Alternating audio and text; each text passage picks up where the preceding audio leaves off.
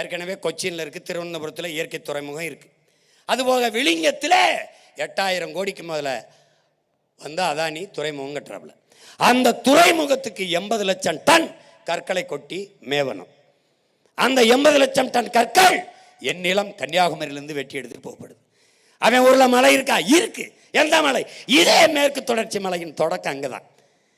அவன் மலையை வெட்டாம ஏன் மலையை வெட்டான்? அதே சேம் டைலாக் தான். நல்லா ஆத்தாளுக்கு அப்பனுக்கும் உனக்கு புரியுதுன்னு நினைக்கிறேன். டேய், சிற்றணையில 4 மரத்தை வெட்டி தூர்வாரிக்கிற அனுமதிக்காத. அவன் மரத்தை வெட்டினால் நட்டு வளர்க்கலாம், அனுமதிக்கல. மலையை வெட்டினால் ஒன்றும் செய்ய முடியாது, வெட்ட அனுமதிக்கிறா யார்? இவன். ஏன்? அவன் மலை இல்லை, எனக்கு மலை இல்லை, என் தாயின் முளை. அதனால நான் கதறேன், அவன் சிரிக்கிறான். புரியுதா? புரியுதா? இப்ப